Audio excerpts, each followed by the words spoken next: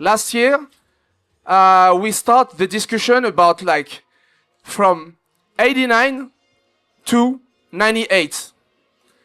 This year, we will do from 98 to 2002. Okay? So, it's like part of the event called Deep House Mission. Now this year is the 5th edition. And about the process, it's also to try to describe the evolution or also some testimony. So from different dancers or actors about this dance. Because we will talk about house dance and also house music. Okay? And also I would like to really clarify something. It's not about hip-hop history in general, okay? Like I said, we take times for this period. Like this, we will concentrate about certain point. And my guest for this edition, I will introduce them first, and after they will introduce themselves. So we will start with a guest from New York, Shannon.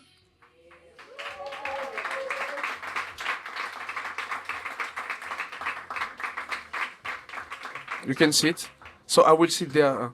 So we have Greg Gauthier.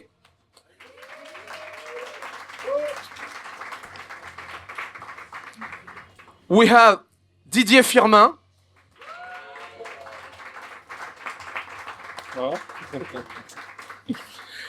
And YUGSON.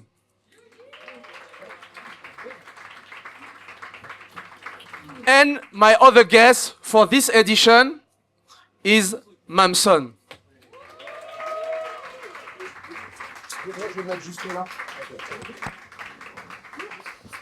So like I said, it's a discussion, okay? Of course, if you have some question, you can. But now, just like first, they will introduce themselves, okay?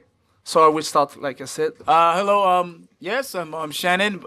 I'm from New York, but I actually live in Sweden. I go by the name Which Way Sha, but although he said it's not about hip-hop, I started with Cool Sha. So I got like two identities. I got one Cool Sha hip-hop, you know, like this. And then I got Which Way Sha. But yeah, I'm in Sweden, I'm in Gothenburg, and I'm going to pass it on to my next man. So yeah, we're going to get this dialogue going. Here we go. Bravo pour lui. Bonjour à tous, donc je m'appelle Greg Gauthier et je suis DJ depuis très longtemps et j'organise des soirées à Paris depuis 1991 à peu près. Et je crois que je suis là parce que j'ai fait parmi les premières soirées où il y a eu des danseurs, voilà, à Paris, et c'est pour ça que j'interviens. Et évidemment, je joue de la house music, voilà. Hello tout le monde, donc my name is Didier, en français mon nom est Didier. Non, j'arrête. Ok, non, c'est bon. Donc du coup, je représente du coup différents crews, Unité, Mission Impossible, Trip, YKANJI, artisans sur le projet dernièrement, et du coup danseurs, DJ, organisateurs d'événements, soirées et autres, danseurs chorégraphes, et puis voilà.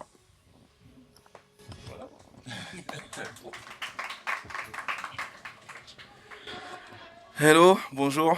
My name is Lumengo Masangila, aka YUGSON Oaks, DJ, dancer, founder of the crew Wanted Pussy SR Stepper, dancer, designer, DJ.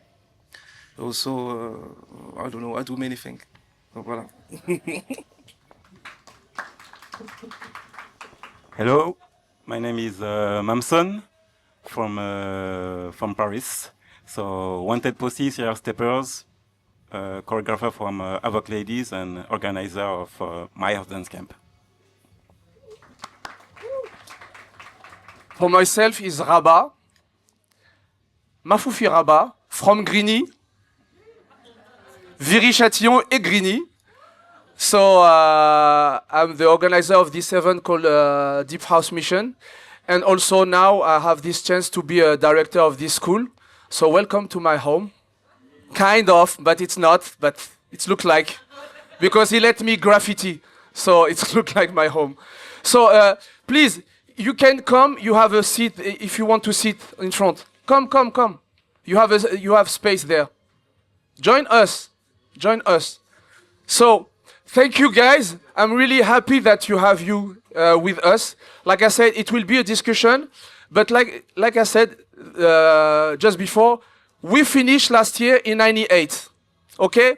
Before that, you gonna deeply in your stories or what you want to say, I would like to start with one videos. Okay?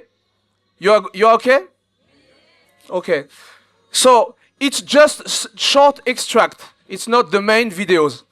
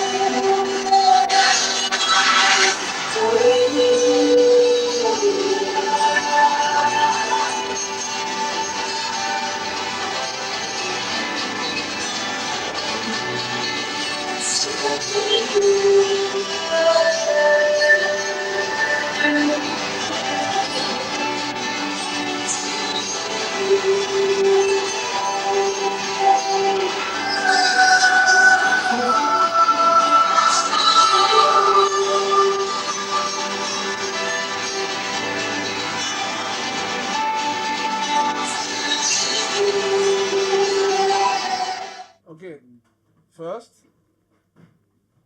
After I will come back on it, okay? Music, rapido.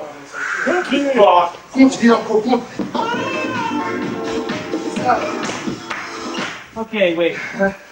3, 1, 2, 4.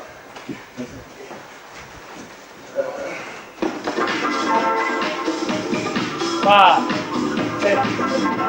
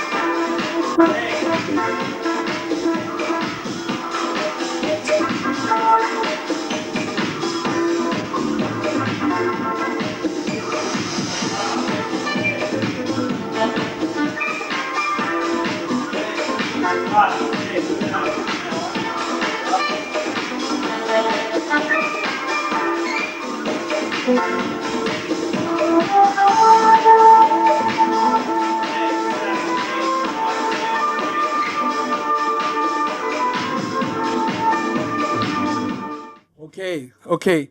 So, this first video, like I said, we start in '98 because we will talk about dance and, of course, about club. So, about this music. So, why I decide to show you this? It's because it's a really point important for how a lot of things start in French first. That's why after when we arrive in 2002, you will understand how it spread all over the world. But first, like what we saw, it was the parties called Body and Soul.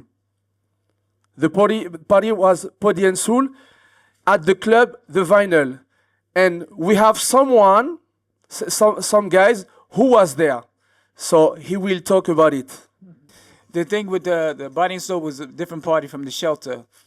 That many times we didn't go or, have interest to partake in that event. But some of those people in there looked like, I knew them. If I'm not mistaken, I think that was the DJ was Francois K. Yeah, French DJ. And Francois K used to also hold the night at the original Funk Box. Was this phenomenal DJ. As far as the DJ perspective, I would like to touch on that because Francois, he comes from disco into house. I don't know how long he's been in New York City, but he was phenomenal. And the Shelter party, which was established by the main DJ was Timmy Regisford, and The promoter of the party was Freddie Shannon. Freddie Shannon, promoter and also a part organizer. Yeah, Freddie was a beautiful brother. But that was like the main catalyst or influence for Body and Soul to start at the same place on Hubbard or Hubert Street, close to Canal Street, which is a major street in Manhattan, downtown on the west side. It was those two were epic parties for the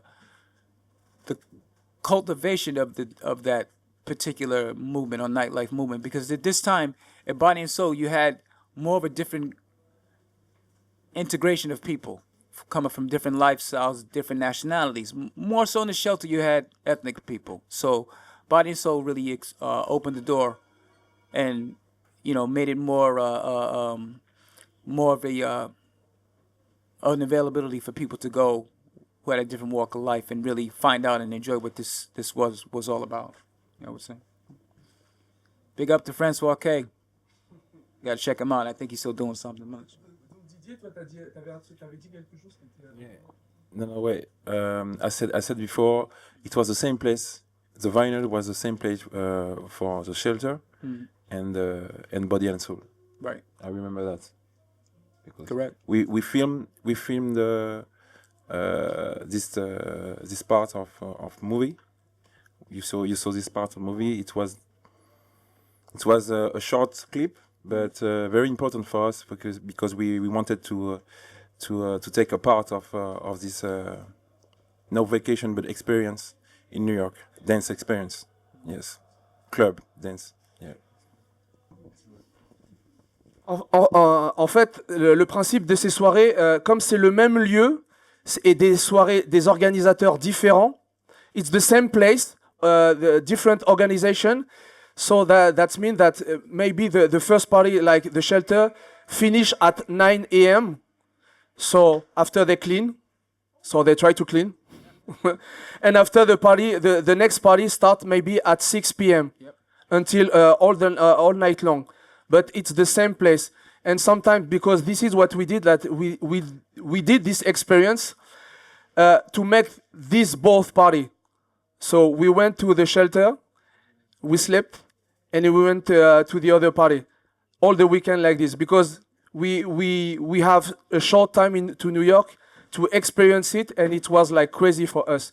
And what you saw now, it's who filmed it? You remember? So when the class? No, not the class. The short clips of the Vinyl. I think it's maybe my cousin. Yes, Jean-Charles. JC. Yeah, JC. Yeah. And yes. Normally we can't film. It's really like secret. We don't allow to film. It's privacy. He took his camera like this, and it was like in secret. You know this situation, right? Yeah. Yes, indeed. you can talk about it, about this situation. Because I remember there was a lot of not Japanese people though. Yeah, exactly. Who filmed.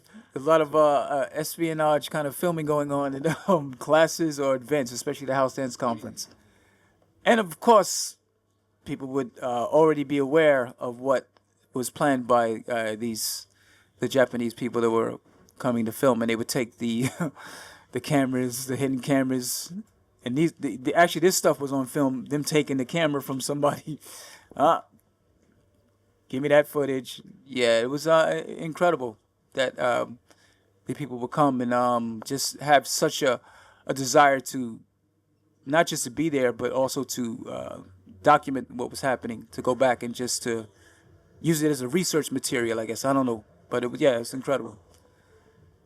I wish I had a camera like that, because I was just talking about that recently. They had some high-level technology back then. I was like, and I barely even had a Polaroid for a camera shot, and it comes.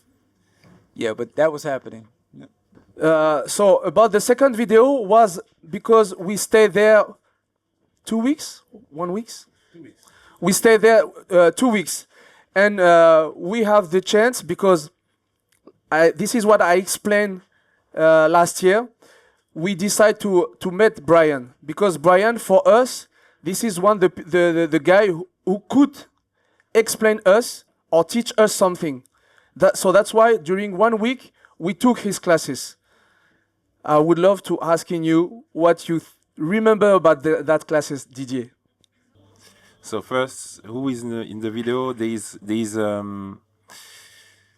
So we decide together to go in New York to learn more about foundation. So we dance before that house, but like only on documentary or video clip. After that, we wanted to know more and more about basic foundation and blah blah blah. And then there was Hicham, Idi, my cousin JC, Tamaki, RABAH, and me. Yes. And after that, we were very excited to do it, but we wanted to go more in the club. But we said, okay, we need to take a class and know about it. Okay, it was like this. Okay, and then me, I remember about the name of the foundation. A lot of name. There was a lot of name, but they changed. The name changed after. But I remember about a lot. So most of them, there's a lot of name like now we know now, but a lot they change the name. But the story is like that. And but for me, the most important it was not the name, but the way, the groove, and the story about the basic. For me, after that, I didn't want to know a lot about the name of the band name, but about the groove and the basic, to have the information for me. And after that, dance in France, blah blah blah blah. Yes. You want to add something? Yeah. What did you think about the studio? Going to the studio, going up the stairs? Yes, the studio, the Fazil. Yes. Wow, the Fazil. You can say more than me about the story of Fazil, because I recognized the studio after when I was there, because the first time when I saw this studio, I think it's the same like the movie Tap Dance. Is it? Yeah. Is it the same? Yeah. So yes. Yes. Yes. You can talk about this? For what I know, legacy. Faisal Studio, it's not there anymore. It was a legendary studio that held basically legends came, not just for dance, acting, anything that was involved with the artistic profession of entertainment. Many people had rented out spaces there and did their practice sessions in run-down rooms with the radio barely working, the cassette tape. But it was basically a gold mine for you to discover and practice what you needed to do for development in the show, or just for rehearsing, just to develop. Faisal's was I think it's a family. The main owner was a man. His name, his name was Faisal's Turkish. I think it was there from the if I'm not mistaken, the 1960s in Hell's Kitchen, Manhattan area. Up the block, meaning a little further up from Broadway Dance Center, which the original one was on 57th Street. And Faisal's, it was way down the block. What am I talking about? Faisal's was on like 48th Street or something like that. But yeah, anyway, it was an epic place. Your question first. Yeah. When you went there, did you already know something about house and the steps? Or was it the first time that you actually danced there, like a proper? What was the story there? Like he said, Didier, we danced already before. We didn't know the name of the step, or we didn't know there is a name on each step. It's just because we saw some clips and we saw some like Didier maybe will talk about it. Documentary like House of Stress. I remember that. You were there too. Yeah. And also because Didier took a workshop from Archie Burnett. Yes, Archie Burnett too, in 1996. He already got some information. And I don't want to go back to 96 because we talked about it last year. But the thing is, we knew some information, not complete, not clear, like what we saw during that week. But for me, what is important, it's the club, the vinyl, because we were shocked. Really, we were shocked. It's because it was completely different than what we know from Paris. Because there, you see what's mean culture.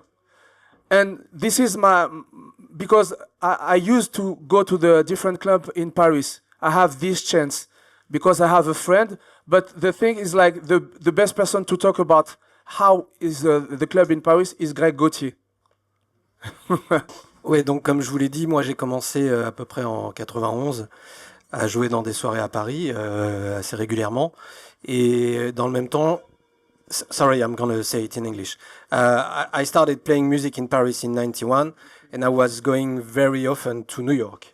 To the Shelter, to Body and Soul later, but to Shelter since 1992, and Underground Network and places like that. Anyway, and I was very satisfied with what I was finding over there, with the music, the crowd, the people, the dancer, and everything. But every time I came back to Paris, there was nothing close to it, because at that time, clubbing in Paris was something very different from what you see today. It was very select places. It was very hard to get in for most people from the suburb, let's say. And also the music was very different from what you could hear in New York. It was more like,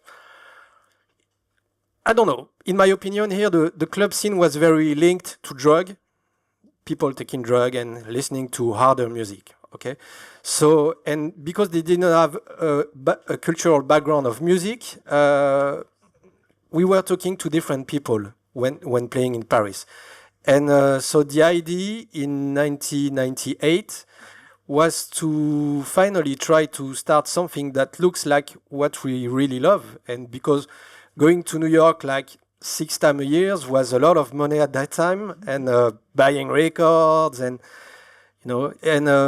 so with a bunch of friends, we thought that we would try to create something closer to this. Not the same, of course, because it's not the same culture. You can't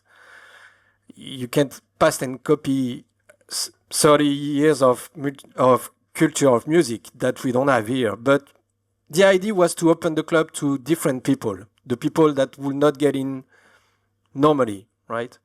And that's what we do, and I guess that's when we met with Rabah and Tamaki, I think, and Isham, of course, and everybody. I mean, yeah. He wants to add something.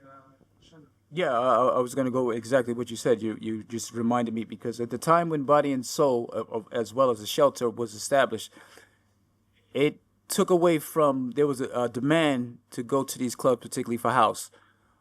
where you had to have a certain attire on. It was a selective, as he just indicated, a selective distinction on how you can come, or if you're even allowed to come inside. When I mean come, and shelter in the body and soul changed that dynamic. They changed that way of having the clubs to standardize how people can enjoy what was supposed to be in the nightlife, and at the same time it was going from the nightlife to the day. It was like 12-hour sessions at this club. So that was a bit of a change at the same time. Now that you indicated that I remember, because you see in the video, people they just came out. They could have been homeless. They just came inside. Normally you couldn't wear that kind of clothing, dressed down clothing, to clubs. Any place in the world you can't do that, and it was like that in New York too, with House, for a long period in time. I need to add that at that time in Paris, entering a club with sneakers was not possible at all. It was like nobody would try it, And if you were a man, you need to come with girls. Unless you were gay, but that's different clubs. But let's say you were straight guys with sneakers, nobody would try go to a club at that time in Paris. So the same thing that happened in New York, we needed that same change in Paris. And at that time, it seems like something very difficult to achieve, but with the time, it became a reality, more or less. If I can add one more thing, it's just because I remember that time it was complicated to entry because we were like you said, we come from suburb, so they see the straight like we Arabic or black people. So it was complicated. The thing for me to help me to entry, it was my friend, is a white guy called Stefan Foll. Also because he had a car, it was more easier for us to reach Paris. So it was a possibility to go to different clubs.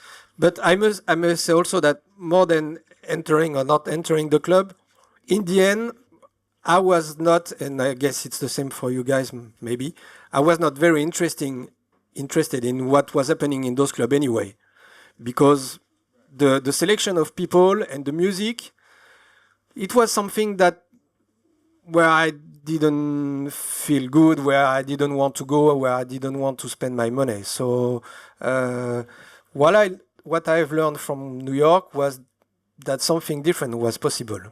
That's the idea. Again, about clubbing scene and stuff like this, because now Didier, you create after you create some different parties. And did you impact about clearly what you saw in this club, like what it affect really, like maybe the music, maybe the people, maybe I don't know if you can say, because we know now during this year something affect you. So what if you can say some word about what it touched you during this party? I remember you were young, but I was 20 at the time. Okay. So the shelter, yes. I remember so you saw the video clip. So okay, I was there. I didn't dance in the club at the time. I was shocked. I was like that. What's happening? The music was very loud. There was effects.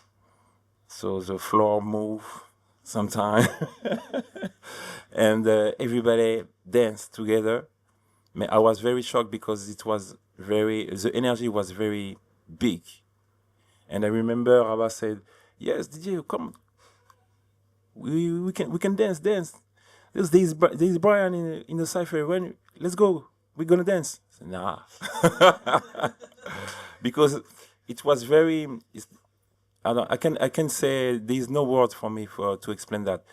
And I wanted first, because we were 3 times, but the first time I wanted to hear the music and go inside the energy to understand and feel, just feel. No dance, like performance, blah, blah. Just feel the vibe. I wanted to do it. Well, this is my first experience with the shelter. And then after that,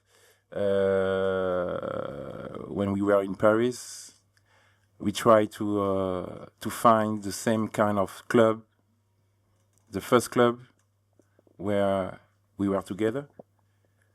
It was the Respect, the party called the Respect in the club, the Queen.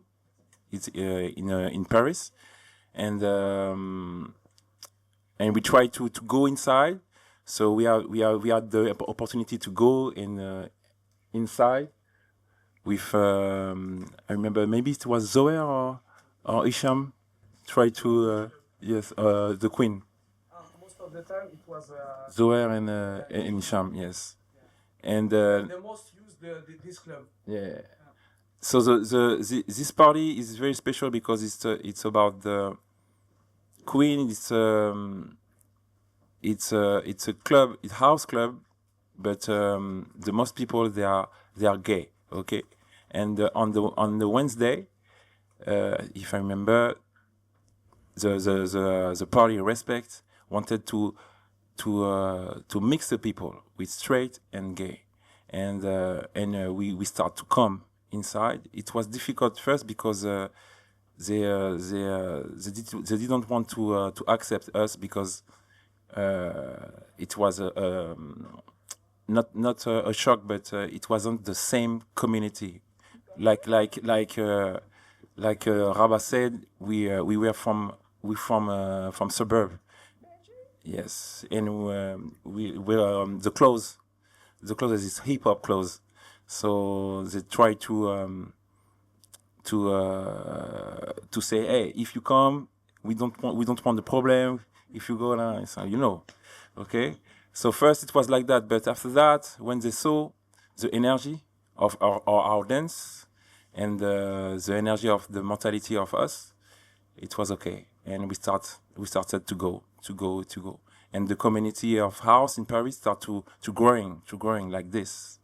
We were 5 first, 10, 15 for 15, and after that 15, and after that 15, and 15, and 15, and after when we were in La Coupole for the party Cheers,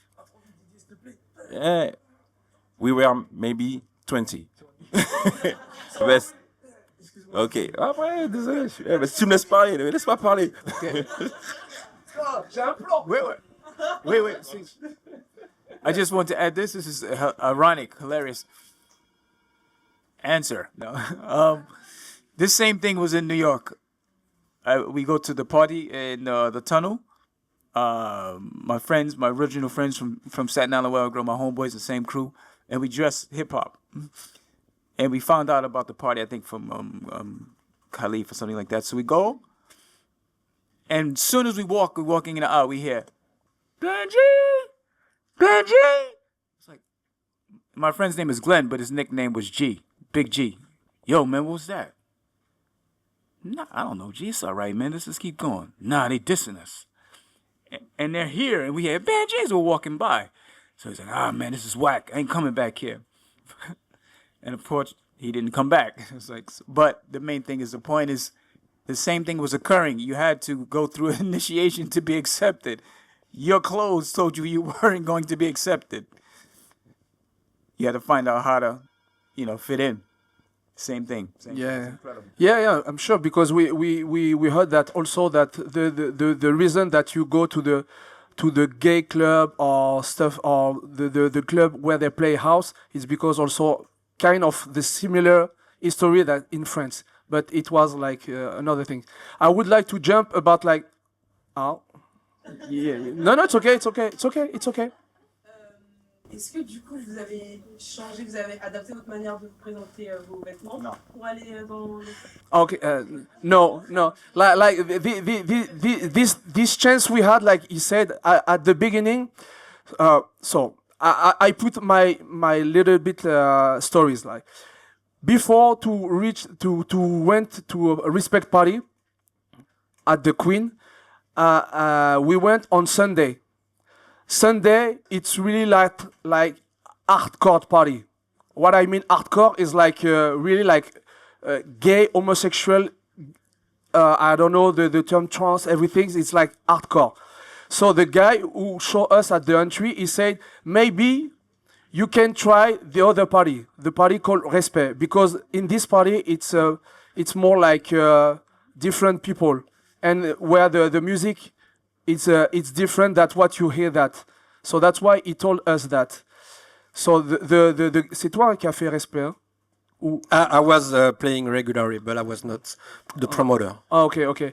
So we have the chance after to go to the party called Respect. At the beginning, it was complicated for us to entry, but after they realize we can go inside.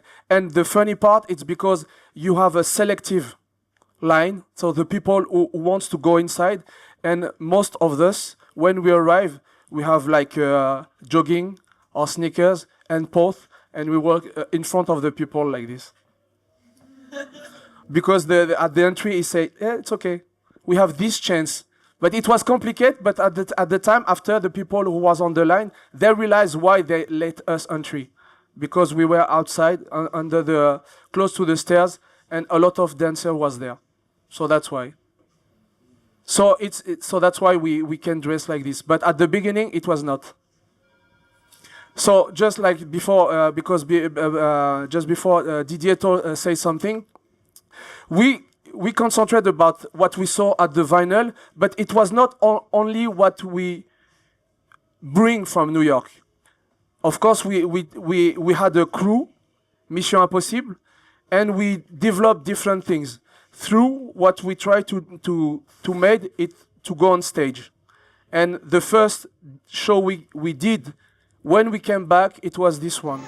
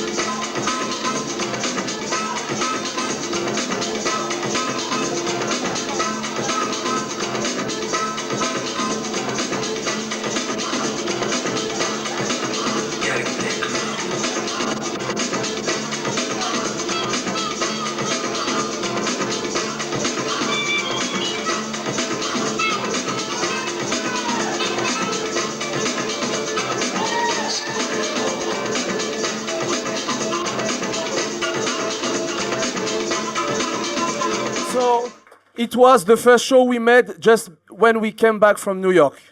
And so we were on stage. So I would like to ask to YUGSON, because he was there, and what we saw, if he felt something, I don't know. It was in Divan du Monde.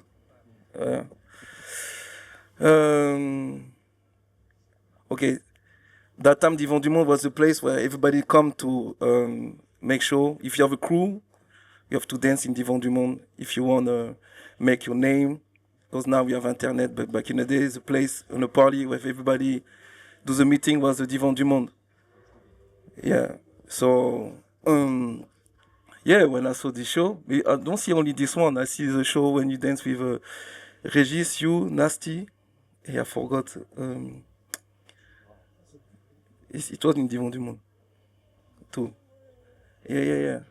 So I saw first this show, then I saw this one. I remember, and to be honest, people outside was critic. They like, oh, they don't like the music. A lot of people don't like the music because it's not everybody dance with house music at that time. Because it was the cliche when you dance with house. Yeah. And me, I like it. I like it because it was like, okay, something new, but I was shocked to see people dressed like people from New York in France. Like dreadlocks, because long hair, dreadlocks, is not everybody have a dreadlocks back in the day. Because everybody shave like onyx. Yeah. And yeah. So, but yes, it was. And then I respect because that time is the only people like you can see represent this format of house. So I remember also, Trabendo. I saw you in Trabendo too. Yeah. And also, but with Wanted, I think in 96, 96, 97, we do the same stage. Mission Impossible Wanted, 2 times. Like Créteil, yeah, we dance. So I remember because us, when we dance, everybody say, yeah! And when you crew dance, because you play house, people start to, ooh, boo, they don't like it. But it was the mentality like back in the day. Also, Archie Barnett, I remember La Villette, when he did the solo, we saw a lot of people was disappointed, like, they say what he's doing is bullshit. Us, we say, no, we have to respect his different format. So we have to understand that time, a lot of people don't really accept house. That's why when people dance this dance, people was like, oh, okay. Because they see a lot of cliché of footwork or dolphin, but they don't understand the essence. And I think in 98, I was in Virgin Megastore, because I always try to find new music. And I met Zoer. And Zoer told me, what do you do now? I said, nothing. He said, come to the Queen. And me, I was scared to go to the Queen. I said, no, it's not a good club. He said, come. So I come to him. And when I enter, that's why I met Edie, you guys.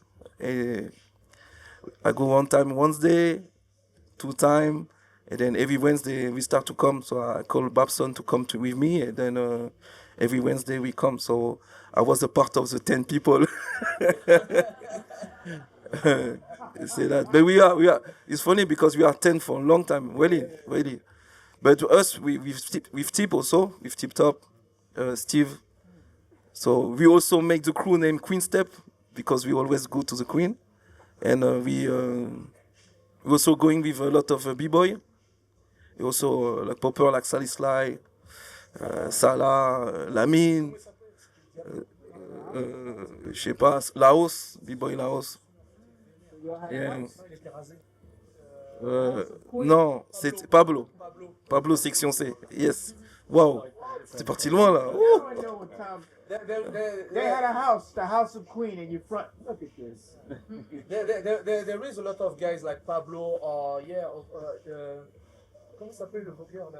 Gio also a vogueur called Gio. He danced also with us because he loved this energy because he went many times to New York. Et Mezrahi aussi danced a lot to the Queen. But it was really great to go to the Queen because every time some Americans come to France, they're going straight to the Queen. So the first time I met Popin Taco was in the Queen. Jazzy J. Also Rocafella, a lot of B-boy, Flow Master. Also Brian Green. So yeah, Brian Green.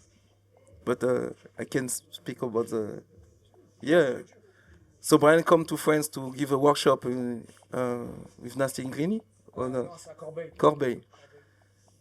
So Baba come with me, all you guys, maybe we don't take the workshop. And Brian say, well, you don't take a workshop because Babson say, because we want to learn in a club, we don't want to learn in class. He said, yeah, but you have to understand the foundation. He said, me, foundation, I understand the foundation in a club. So Brian say, okay, tonight, I want to kick your ass. So Babson, he said, yeah, but if you kick my house, it's okay, I'm Baba. But if I kick your ass, you Brian Green. It's going to be... So we made a meeting in the Queen.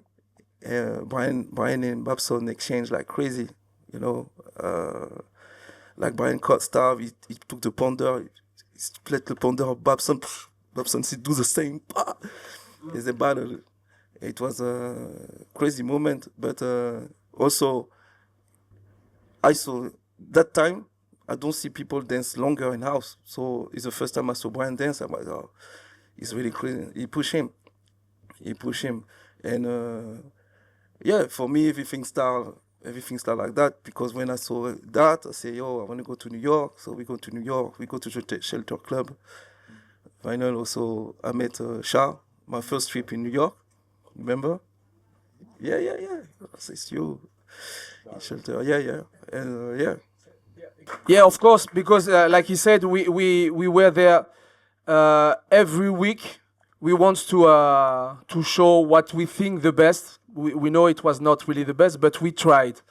And for that, I would love to show you something that it was possible during this period to found it. Because, of course, we went there to dance all together, or against together, or each other, or each on each other. I don't know how to say. But it's like we have to prepare. Just short, like kind of practicing.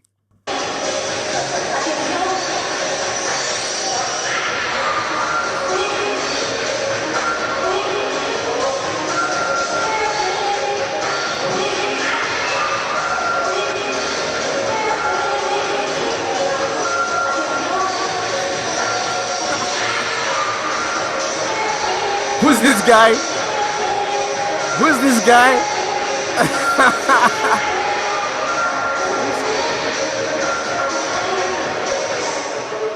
This is Mission Impossible crew during the practicing.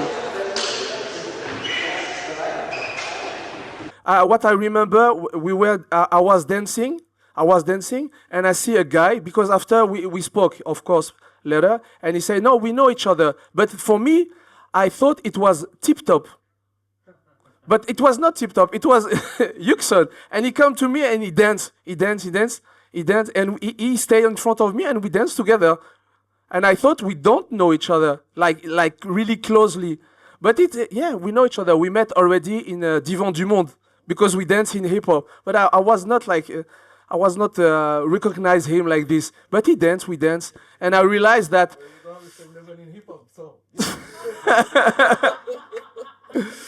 But the thing is, like, yeah, I found this footage, like, to show you. Of course, we went on stage, we went in the club, and we went to a studio to practicing, and that's why I wanted to show you this kind of things, because it take part of this mentality at that time. We don't have a battle like, you know, guys. We just have like for us to express really hardcore or push ourselves. It's because when we met you guys, of course, because it's the essence, of course, about what we loved. So that's why I introduce you this footage and this idea. Well, okay, you got it? Yeah. What do you think about that, YUGSON? I never practiced for you guys first. And because for me, the mentality back in the day was different, because it's more about how you represent with your crew. So the thing for us is, come, you remember? You have to come with your crew and represent. It's not about, but also we dance against everybody in the club. hip hop, b-boy, house dancer, but it's more about represent. So practice for someone? No, never. And we never do that. No, never do that. I don't practice with to kill someone because it's not a mat on my energy. I prefer elevate myself. I prefer say I elevate myself because I saw you guys in the club. You know, when we exchange, because back in the day when we dance, it was from 11 to 7 in the morning, and we dance like this. So like when it was 4 o'clock, 5 o'clock, we push. When I saw him, I saw you, I saw Edie, I saw Isham. Of course, they pushed me to develop my dance. So it's not about dance against you. It's more about okay, I can be better, because the thing is like every Wednesday we have a meeting. Every Wednesday. So every Wednesday I saw you. So what's happened? Thursday, Friday, with tip we practice. And we say next Wednesday we have to come with something different, new concept.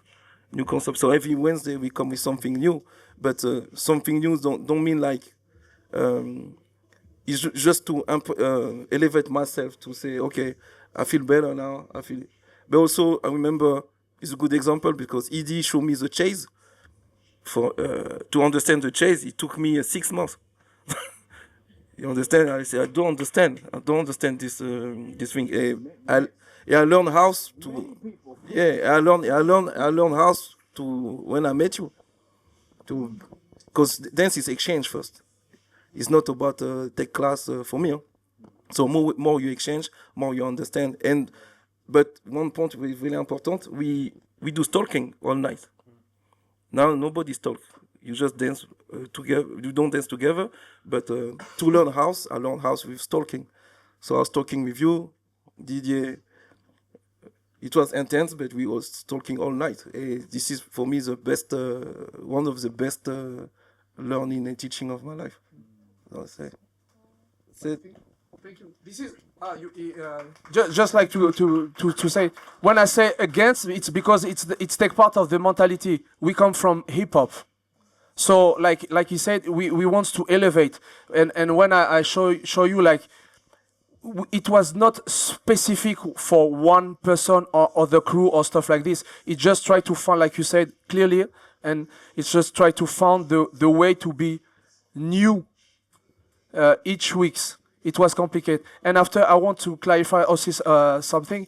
At that time, 98, and after I will take the word. It's I can tell, maybe Didier can tell too, we were already like kind of try to be professional, because we went a lot of on stage. We had a crew called YKANJI.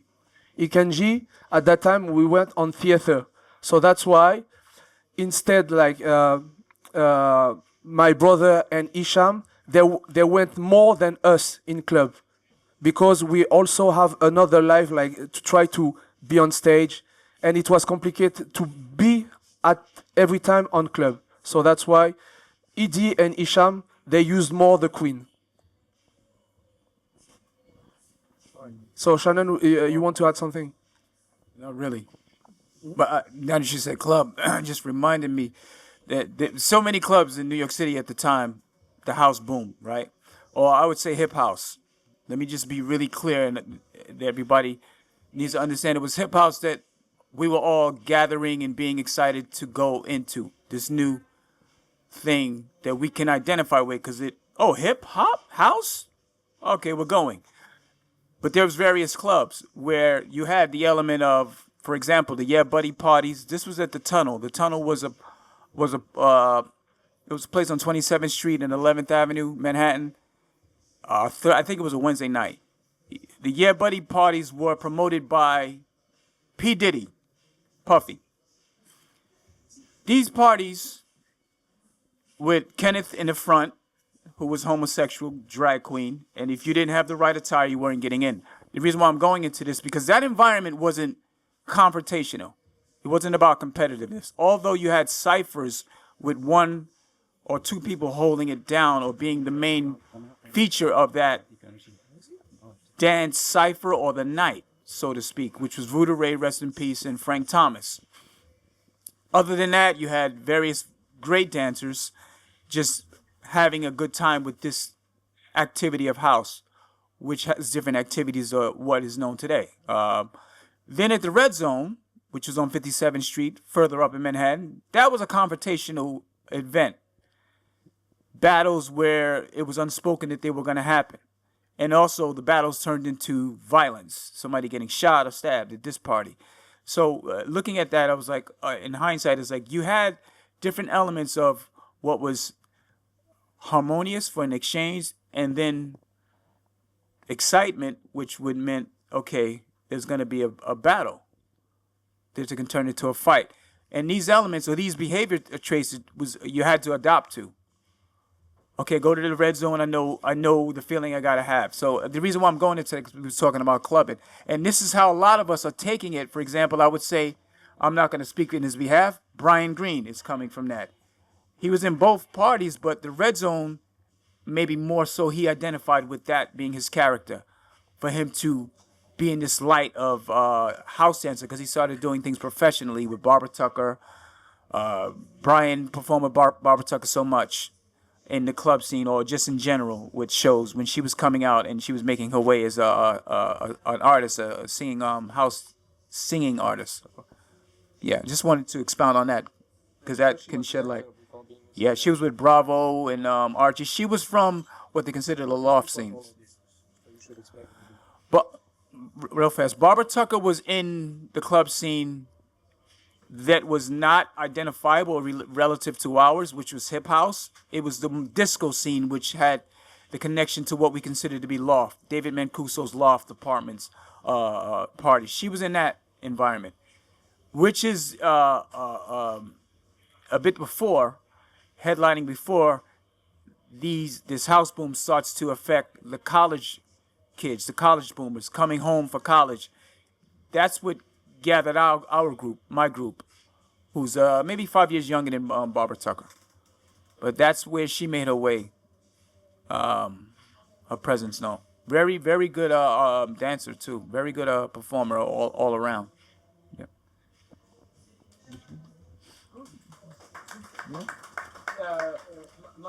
She had a question. Just when you were talking about the party when there will be a battle, and sometimes you will end up in fight. Right. Was that also a house party? Yeah, it was. I should have said the Red Zone was a house party. That was a club. The Tunnel was a club, house party. Different nights, but the Red Zone was more that kind of event happening. It usually was very confrontational. Not very, but the element in the atmosphere was that. Yeah. Maybe because it was in Hell's Kitchen. I'm answering the question I think I should know. Yeah, it's in Hell's Kitchen. Of course, it's going to be. But. So, Mamson, you wants to add something? Yeah. Yes, I would like to talking about, because you're talking about YKANJI, and for me YKANJI is like it's really important for me because I start house because of YKANJI. So the first time I learned house is with Bruce from YKANJI, because we live in the same area, the same city, the same neighbor, and they're talking to me and. And he say, a new dance come in France, it's house dance, you should learn. So I say, yes, but at that time I was b-boy. And so he showed me some steps, some foundation. I say, okay, it's cool, but I'm b-boy, you know. So step by step, I still practicing, but I was more breaking, you know. And I love footwork, so I'm practicing more footwork. And then, Bruce invite us and some of my friends to make the first part of the show YKANJI in my city, Champs-sur-Marne. Yeah, and it's the first time I saw RABAH and DIDIER on stage, on theater. So it was the first time I saw house dance on stage. And yes, I was shocked. The first time I saw you, I said, what is that? And after this, I fall in love in house because I see you on stage. And it was in 99, and then, so I practiced my foundation, and then I entered to Wanted Crew in the same years. So YUGSON teach me the rest. So first time. Yeah. So yeah, for me, yeah. Thank you, MAMSON. But like I said, it's a really good pass. Thank you. Bah alors déjà, je suis infiniment désolé de pas être là. J'ai eu un imprévu. Voilà, l'Asie m'a appelé, j'ai pas pu faire autrement. Ils ont pris mon billet et je suis vraiment désolé de pas être avec vous. J'ai essayé de changer mon billet, mais j'ai pas réussi. Vraiment désolé. En tout cas, ça me fait très plaisir que tout le monde soit là, dans notre lieu, dans le lieu de Rabat, dans votre lieu. Bienvenue. Moi, je suis Bruce YKANJI, danseur avant tout et producteur d'événements, directeur de structure, directeur d'agence, co-directeur d'agence. Et voilà, je pense être un game changer, comme vous l'appelez maintenant, en 2024. Voilà. YKANJI, c'est le nom de mon crew. En fait, non, ce qui est important, c'est que moi, j'étais dans le crew YKANJI avec donc le premier groupe. Et ça, il faut bien l'entendre. Le premier groupe à allier b-boying, popping, locking, house, hip-hop. Dans les années 90, fin des années 90, groupe et compagnie à mettre en scène, sur scène, de la house avec du pop, du lock, du hip-hop et du break. Donc ça, premier groupe, cherchez pas, il n'y avait pas avant. Donc voilà, et voilà mes sources, voilà, vous pourrez vérifier. Pourquoi YKANJI? Parce que bah, j'ai volé le nom. Bruce YKANJI, non, franchement, moi, ça partait d'une volonté, ça partait d'un bon sentiment au départ. C'est que tout mon crew à l'époque, je disais, ouais, ça serait bien qu'on s'appelle voilà, Bruce YKANJI, Régis YKANJI, RABAH YKANJI, Didier YKANJI, parce que voilà, je les ai pas nommés, mais il y a que des grands noms dans le groupe, Tamaki YKANJI, etc. Et je suis le seul à avoir concrétisé cette idée finalement. Donc, je me suis retrouvé un moment à porter le nom et à me l'accaparer. Et puis, d'ailleurs, il y a des membres du groupe qui m'en ont voulu, hein, parce que, ouais, mais c'est pas ton nom. Bon, je me le suis accaparé complètement. Et puis j'en suis fier. Ça veut dire bon esprit, bon feeling en japonais. Et moi, dans ma vision, c'était pas me l'accaparer pour me l'accaparer comme un capitaliste ou un colon. C'était plus pour faire perdurer le nom et pour développer ce nom qui, pour moi, était une marque. Parce que pour moi, YKANJI, c'était vraiment un groupe qui a inspiré énormément de monde et qui a marqué son temps. On n'a pas marqué notre temps comme maintenant avec les réseaux sociaux, tout ça, mais beaucoup de gens nous ont regardé, copié, et voilà. Et tant mieux, hein, c'est pas un reproche, tant mieux.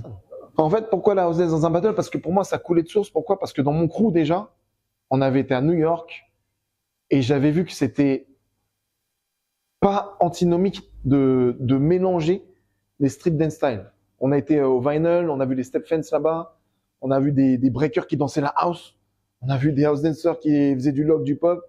Et même au-delà de ça, dans mon groupe, il y avait des house dancers. Et moi, je suis tombé amoureux de cette culture, même si on se taillait entre nous, genre, ouais, votre danse, là, voilà. Ça a toujours été le délire. Mais on a kiffé parce que on a vu que c'était une culture qui nous ressemblait et qui était comme nous. Donc, pour moi, même s'il y avait la culture du club à l'époque, pour moi, si tu mets du pop, du lock, du hip-hop, pour moi, tu peux très bien mettre de la house parce que bah, dans ton crew, déjà, il y a des gens qui font de la house. Et voilà. Franchement, j'aurais pas été dans YKANJI, je pense pas que j'aurais mis de la house au juste debout. C'est tu fais ce que tu es et tu fais en fonction des gens avec qui t'es. Et donc, il y a une influence de mes gens, Rabah, Didier, Tamaki, qui a transpiré et qui nous a transcendé et on a été un peu plus loin dans le truc. Voilà pourquoi j'ai fait la house au JD. Et je trouve que ça a été une très bonne idée. Après ça a peut-être pu déraper à des moments où les gens mettaient plus d'enjeux dans la house dans la house battle que dans le clubbing. Donc c'est là que ça a basculé, mais bon, de toute façon, Juste Debout m'a complètement échappé à un moment. And also, because Didier was in this crew, YKANJI, maybe you can explain also about YKANJI. Okay, YKANJI started in 1997. I was in 1998, sorry, and the concept of this crew, it was 3 popper and locker, 3 hip hop, freestyle and house, and 3 b-boy. Voilà, it was the concept. and the name of HISTOIRE is a Japanese name, and the translation is good feeling, good spirit.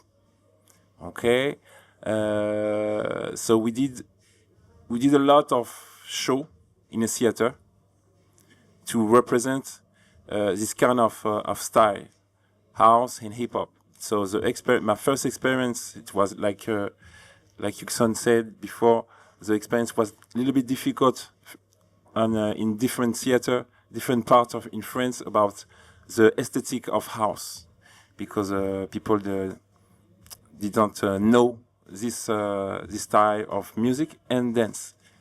And after that, my best experience was at the end of this crew. It was in 1999, I think, for La Villette with Popin Taco.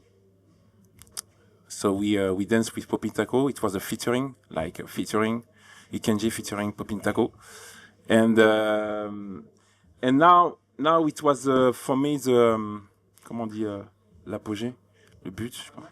The climax, yes, of YKANJI, because we did a lot of representation in theater, and the concept was very high for us about hip hop freestyle, house, and the mix with popping and locking, of course, but more popping, yes, and b-boy, of course. And after that, we decide to take the name, and try to take the name and the company too, because there was a break between us, and we did a lot of duets with RABAH and me in 2001 and 2 in theater too. So we did a lot and tried to represent house and hip hop, and that's it, I think. Yeah, until 2008.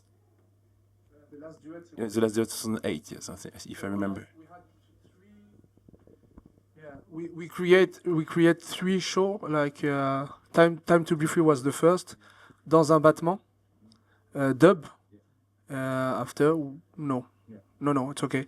We had the chance to turn all over the France to represent this dance on stage. It's a chance for us, so that's why many people not really goes to the club, see kind of house dance on stage. So that's why we decide to continue our work on theater. So we just a question for Didi. You said nine members, three. I didn't knew that. I have many names of them. Who were the other members? Just give us the name. Ok. Régis Truchy. Après, je vais pas dire tous les noms de famille parce que voilà. Régis. Bruce, Hakim was the part of popper and locking and more pop, okay, and b-boying, Gigi, David Colas et Jérôme from Actual Force, and hip hop Tamaki, Rabah and me, yes. And Hero, yes, Hero too. So, the first, you remember that too? Wow. Yeah, for the because oh là là. Ouais. Hero Alma was in KANJI just to. Ouais, non, mais vas-y, tu vas l'expliquer mieux que moi. Mais yes. Yes, Tamaki was sick. And we decided. Tamaki said, "Yes, I know a guy who can dance with us." And we say, "Who is it?" Hero. I say, "No, for real, Hero, the guy who danced with Dance Fusion, blah blah blah." I say, "Well, okay." So he came in France. He had the choreography on 2 hours. The choreography it was about 45 minutes. Hero. 2 hours. 2 hours. And to complete also the story about hero, like a superstar or superhero, really, it's because he learned so fast the show, and for us it takes longer to make a routine because we are not this habit to make a routine, but we did it, and locking, hip hop, and house and stuff like this, and also because we dance on Château Vallon. Château Vallon is a stage or outside stage. So when the night comes, you have on stage a lot of, because it's rain. It's like, I don't know how to say it, it's small rain, because it's, yeah, and it's sleepy, really. So we did the showcase, and I'm take part of it, I fell. Not only me. So that's why now I don't care if I fell. Everybody's fell. The only one didn't fail. Our guest, and he watched us like this. No, it's really like, it's really good. It's really good, and we honestly we were shocked. We were shocked, but secretly. Yeah, of course. But yeah, so this take part of how also history with YKANJI. So now, is okay? Sure? Cool. So I will continue. Now, because we jump to the stage, and now we will come back to the club. And I would love to come back to one specific club, La Coupole. Okay? Just first, I found just extract.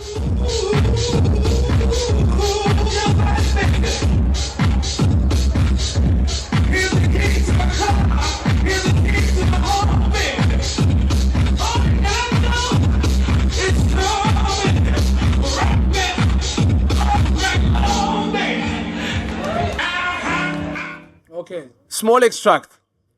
Okay, so La Coupole is from the party called Cheers. Who was the owner of this party? Okay, so now you have the introduction of Greg Gauthier. Talk about this party. So is this in France? Yeah, yes, in Paris. Yes, it's in the neighborhood of Montparnasse. It's a place that still exists today. It's a very famous restaurant upstairs, and downstairs it's probably the most beautiful club I know in Paris. It's I don't know how to say it in English, but it's a monument classé. It's like more than 100 years club, all made of wood, very beautiful. And I think you still can visit it if you want, one of these days. Anyway, so at that time we were, before that we were resident at the Queen, the club that they mentioned before. And we wanted to start something different for many reasons, and we wanted to have our own space because we wanted to run the security people, not to have security people from the club. We wanted to have our own people, our own guy at the door to welcome the dancer and all of our friends. And so we went to that place, and at that time there was no party at that place. And so we kind of bring this place back to life. And we put our own sound system, and it was every week for 2 or 3 years, I think. And just before that, there were a lot of, not a lot, maybe like you said, 15 dancers coming to the Queen. But even if some of them couldn't enter the club at the Queen, a lot of them will still have problem because you have to know the bouncer to get in, more or less, let's say. And we were a bit tired of this, a bit frustrated. So that's why we took the decision to have our own place. Like here, they have their own place for dancers. So we thought, let's do our own thing. And we had our own guy at the door. And I think a lot more dancers started to come at this place, right? Exactly. Yeah. So that's the Yeah, a new generation of dancer also. Yeah, because I think the older dancer, they will come more or less alone or on their own, because they couldn't come with maybe, let's say, the younger brother or stuff like that. But as it was much more easier to get in our club at La Coupole, then a lot of new people showed up and came and probably discover house music and dance more or less. Yeah, and to honestly, like you said, like it's not separation, but the people who were at the Queen and the people who are really focused about the music, they continue also to the Rex Club, and sometimes we didn't saw the same people who go to the Respect Party and to the Legend Party from DJ Deep. Yeah. Oh, okay. Exactly. When did you start the Cheers party? No, Cheers started before the Queen. We started in 1992, Cheers Party. We had a radio show for a very long time on Radio FG, not on the web. Hair radio at that time. And a lot of people were listening every week and recording tape to practice and to dance. And we did that show for almost 10 years every week, so it's a lot of music, right? And also, a lot of people were listening to the show. Let's say people from the suburb that were shy to go to club, they were listening to the show. And we will faire un concours. Make a contest on hair for people to win free ticket to come to the club. And so a lot of people also discovered the club like this. It was Le Queen. Or we were to the WhatsApp bar for many years. Yeah, exactly. And then to the Queen. And then finally our own place, La Coupole. And it's to answer the question, sorry. I think we started La Coupole in 2001. Okay, cool. You here? 2001. Okay, like one. Like he said, the new people start to come to the La Coupole. Like I remember really, like I was dancing and I remember to see him the first time. This is my memory, and it was in La Coupole. So, about just one thing quick. If you're interested in seeing what this place looks like, there's a movie called Eden that talk about the party that we were doing in this club at that time. You can probably find it online. It's called Eden. And there are many club scenes in that movie. But one of the best club scene is in the rear room of La Coupole. So you can see how beautiful it was. It's a very nice place. Yeah, so I have a question. What other DJs were playing then? Because you mentioned yourself, and you mentioned DJ Keith, I think. And I know probably Frank Roger was playing there also, the party. Not really. We are talking about a time where what I call real house music, it's a question of taste. It's a question of perspective, but let's say American house heritage in house music. At that time, there were not so many people playing that music in Paris, because in house music in Paris, it was what you will call the English house that they call handbag music, which is terrible, like very fast, very cheesy, and it was at that time the biggest DJ in Paris. He kind of on all the club and places was David Guetta already. He was the most powerful man in club culture in Paris. He owned like half of the club of Paris. But I'm coming to this. And there was not so many spaces for underground DJ playing at that time. You really had to fight to get a spot, and that's what we were doing. And DJ Deep had a residency for a short time, a beautiful party at the Rex Club, but even him, who was probably the biggest underground DJ in Paris, he had real problem to find a place and to have a permanent residency in a club, because it was like they were fighting to make that dance exist, it was also a fight to make that music exist, because it's not what most people wanted to hear at that time, you know, because I said before, people were going to club to take drugs, mostly, and to hear garbage music, I would say. Wait, sorry, there were 3 underground DJ, but they were in the gay community, and there were DJ André, who still play at La Mona today, David Serrano, who passed away, and Candy Eric. And then for the guy that you know, probably DJ Deep, DJ Gregory, and Alex from Tokyo. And Eric Rugg. Yeah. That's So, like I said before, this is a lot of main reason about like explanation about the relation with dance, club, and stuff like this. It's like part of our history. Okay, so like I said, wait, because after we come back, Udo, I promise. Just like because we said like the new generation start to come to the club, and like I said, it was like I remember him, MAMSON. Okay.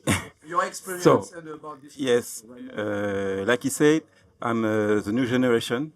So I'm from the couple generation, and before this, when I was in love with house, I just practicing in my place, just practicing house, and every day, like 10 to 11 every day. And one day, YUGSON and Babson come to me to say, okay, you practice a lot, so now it's time to go to the club, because this is happen in a club. And I say, okay, so I follow them to the couple. And the first time I saw the energy, I saw many people, I saw them, of course, and I never stop to come every Friday to the couple. When I see this, I say, okay, I will come every Friday. So it was my place, yes. It was one of my place, and because of YUGSON and Babson, and I meet a lot of people like them, like yeah. So I'm from the couple generation, yes. That's it. And also, yes, there is 2 DJs. Yeah, and Sven Love, yes. Because I have a, yeah. Sorry, I'm terrible. I spoke a lot and I forget to mention that this party I was doing at La Coupole, I was doing it with my childhood partner called Sven Love. And the movie that I mentioned is a movie about his life. It's not a movie about the club culture, but club culture is a big part of it. But we were doing the party together, and we were doing the radio show for 10 years together. So Cheers is Sven and me. Yeah. So thank you for. You're welcome.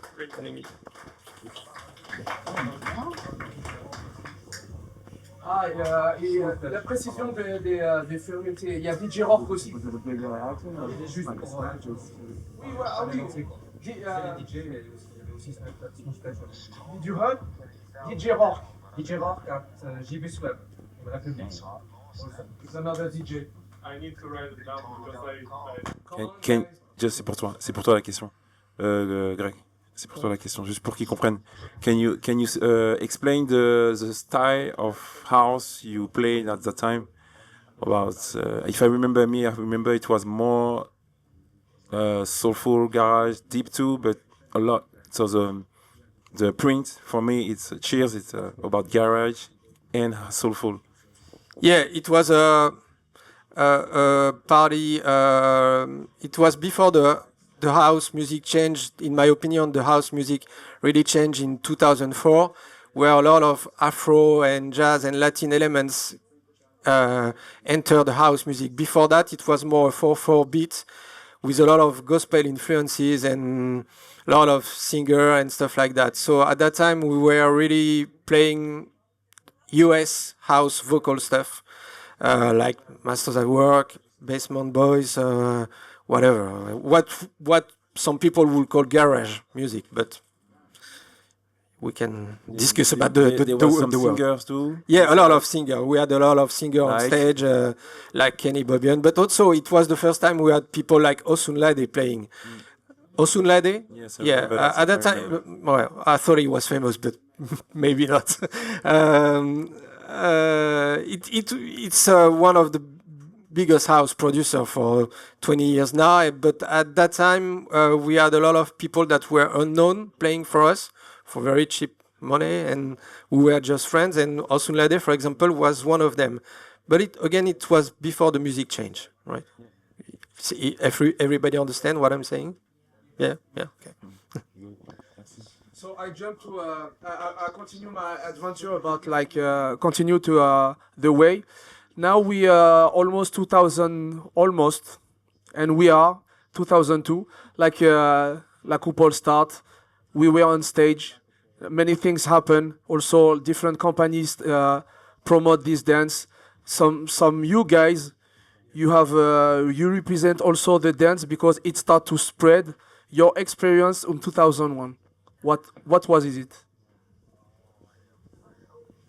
Well, in 2001, we have a chance to win the Battle of the Year. A Battle of the Year was a platform where people can see a lot of b-boy, but when wanted, we do the show. Because in 2001, before going to the final, you have to do the show.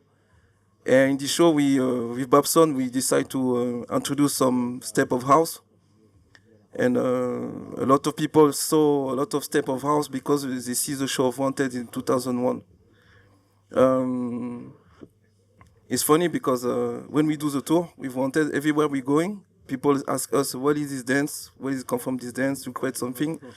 And we say, no, this dance comes from New York. We have to go to New York. So we have the link in worldwide because between 2001 and 2005, we travel everywhere in the world. We're going to Australia, Japan, Canada. We're going everywhere, and we represent house everywhere we go. MAMSON, yeah, everywhere. But also, every time we come back after the tour, we go into the La Coupole, and again we practicing. Merci.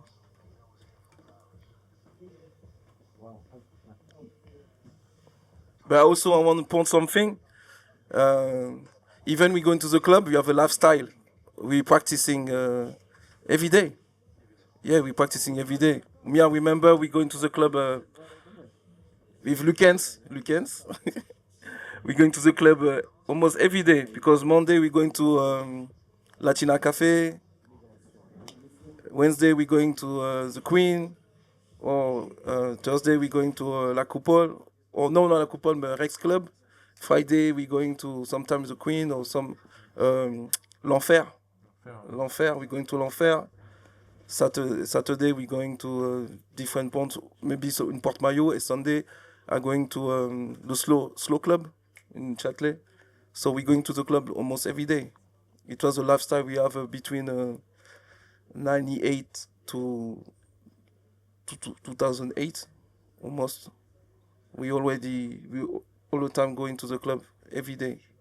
So for me, it's not also only La Coupole, is the clubbing lifestyle. Yeah, it's more than, yeah.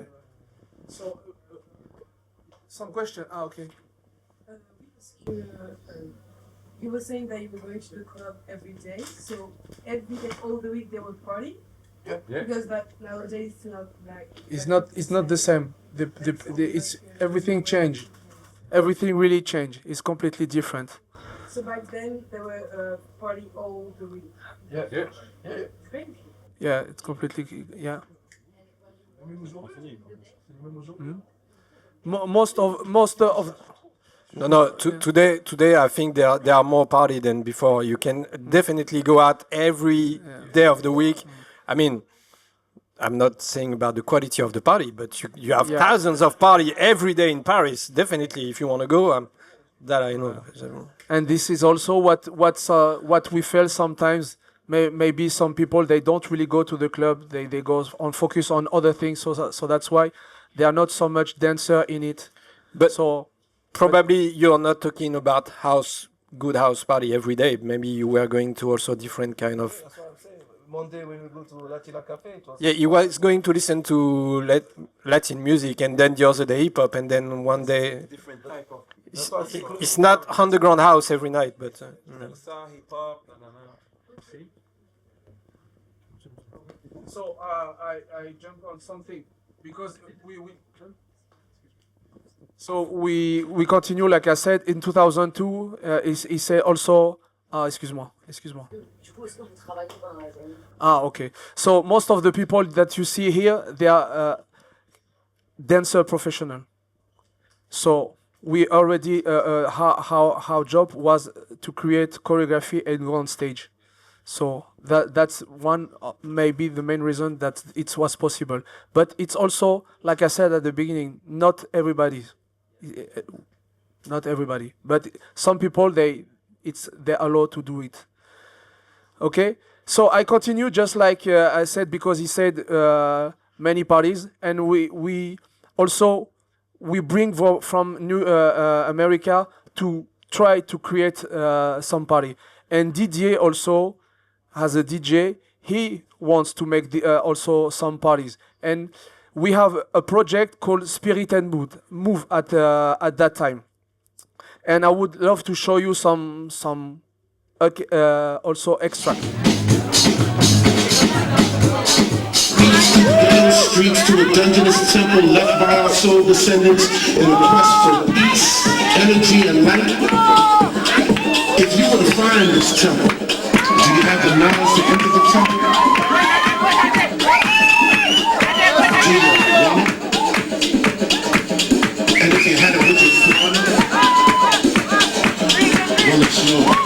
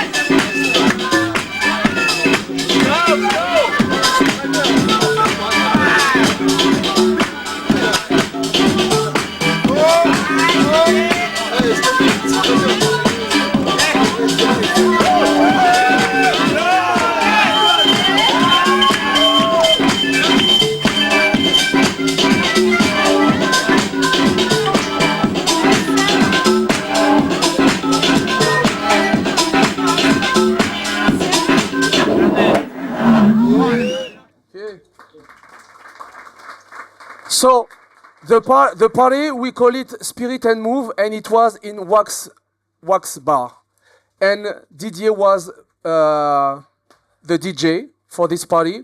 But you remember this party? Yeah.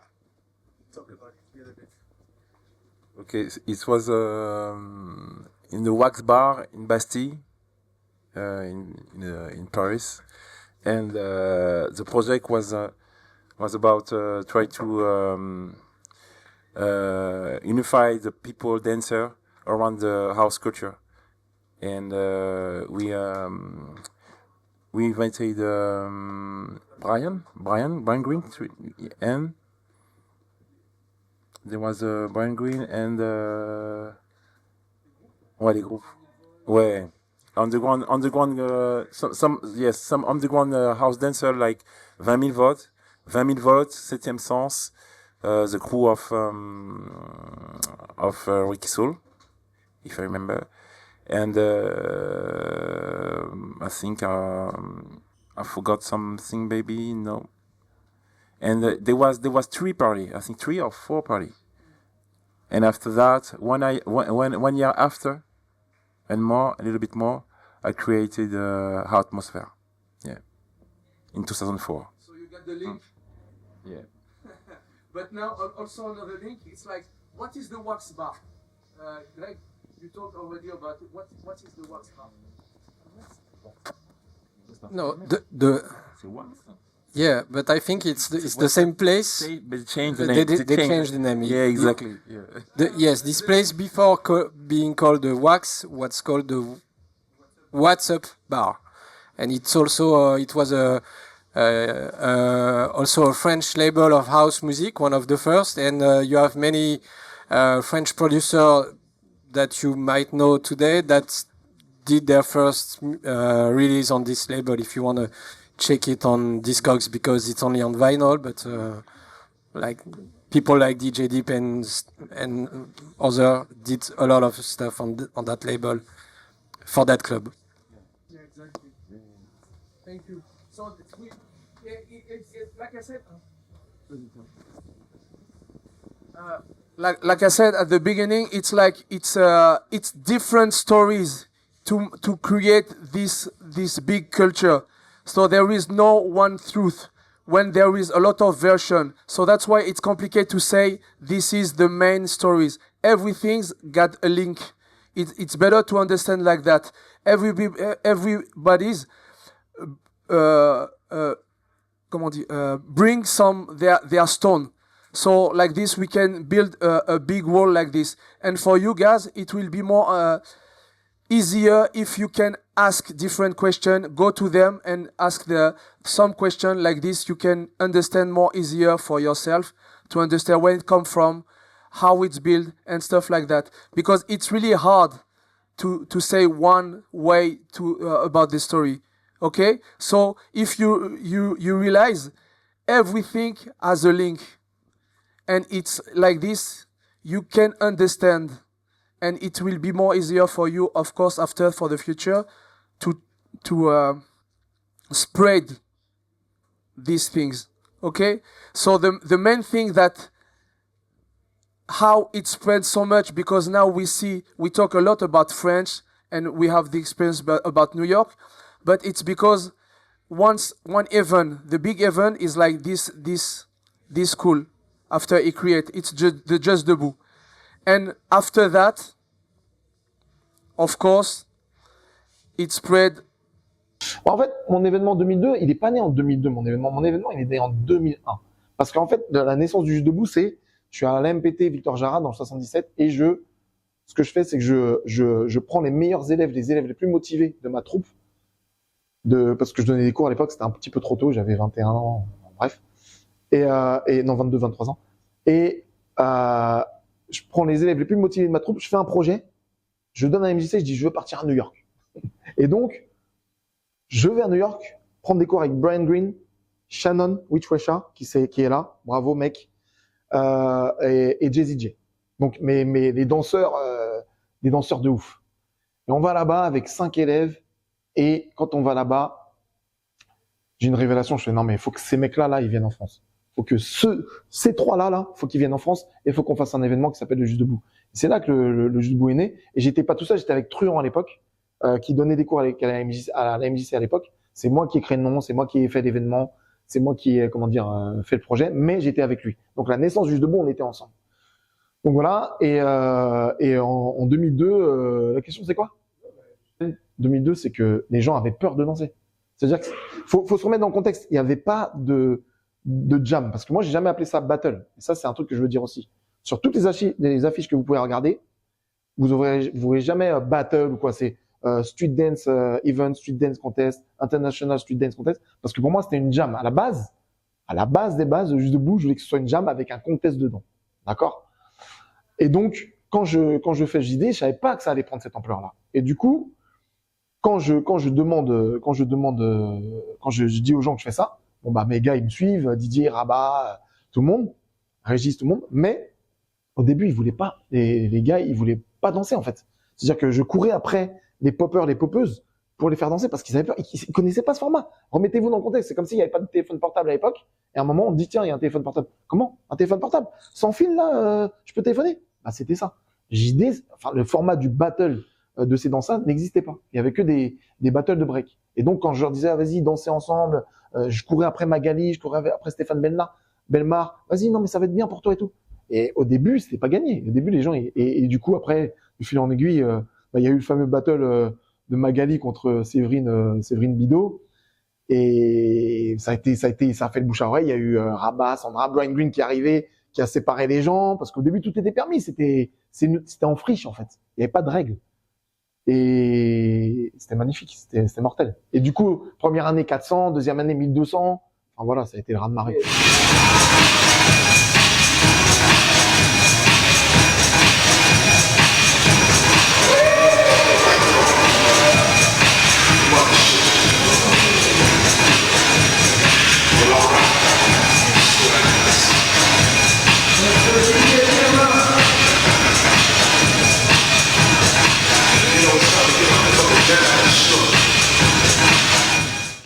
You see? And also you have to watch the people how they watch. You see? It's really far from what we live in the club. And it's complicated to dance without light clubs. It's like it was complicated, but we did it because Bruce created it, and at that time it was complicated because not so much people was allowed to dance on each other. It was complicated, but we did it, and after he spread this information through a DVD. Okay, so just I want to say something about it. So we danced together with Rabah. We were together. For this edition, the first edition, Bruce said before. So Bruce! Y a pas de problème. So he said before, he said to me, yes, if you can play house category for the first edition of Just Debout for house category, of course, with me and my brother. I said yes. So I took my vinyl, and then the day he said, look guys, he said to Rabah and me, saying, I want to see you dance. Please dance for us because I want some people, a lot of people for the house category, because some people they are shy, they don't want to compete, but I need you guys. I say, okay, but I'm supposed to play. So it was my brother played for the category, house category. That's why I dance.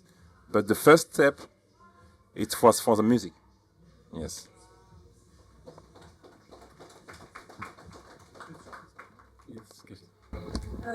Ma question c'était comme qu'est-ce que ça a changé dans vos danses de faire des battles en house, sachant que vous basez qu'est-ce que ça a changé dans vos danses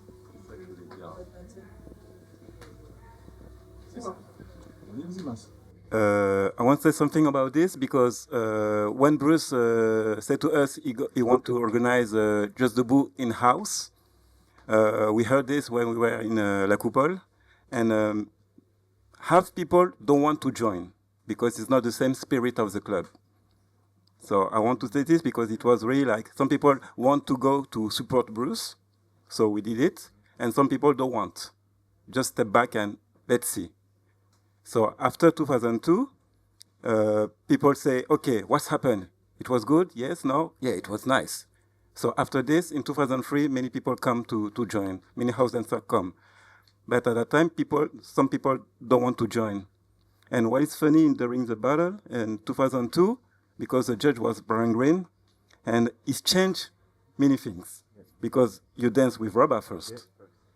So they dance together He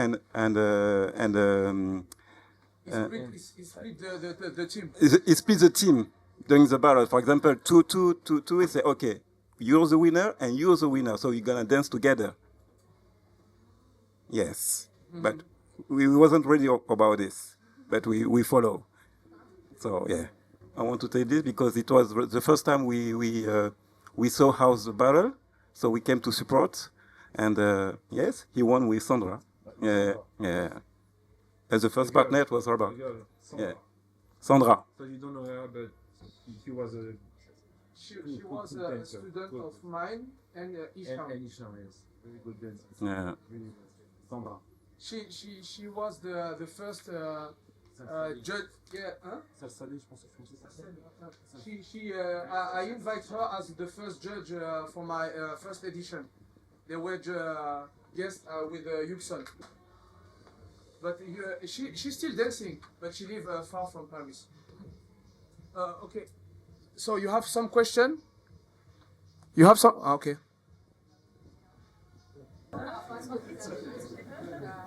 Pareil, vous avez fait un show et vous disiez que justement que les gens ne comprenaient pas ce que c'était parce que c'était stéréotypé. Et pourquoi, en fait, qu'est-ce qui vous a motivé, c'est pas le terme, hein, à quand même montrer ici, en fait, en France, à apporter justement la house en France et à la partager?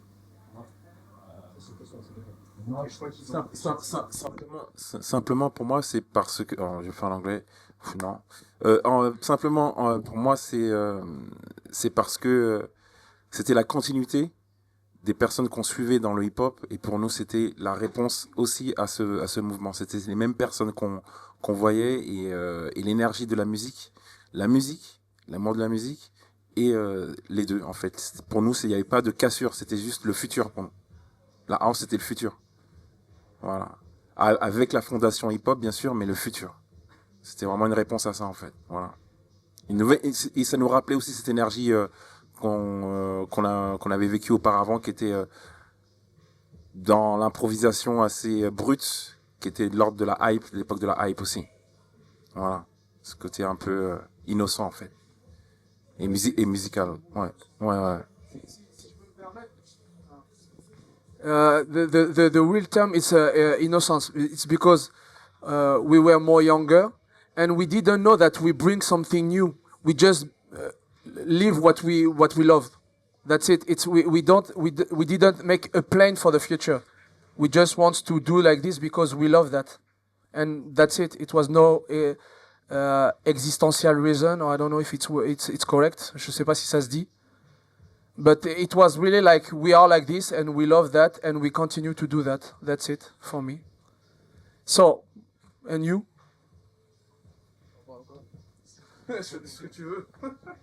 Je pense pour te répondre, je vais pas répondre en français.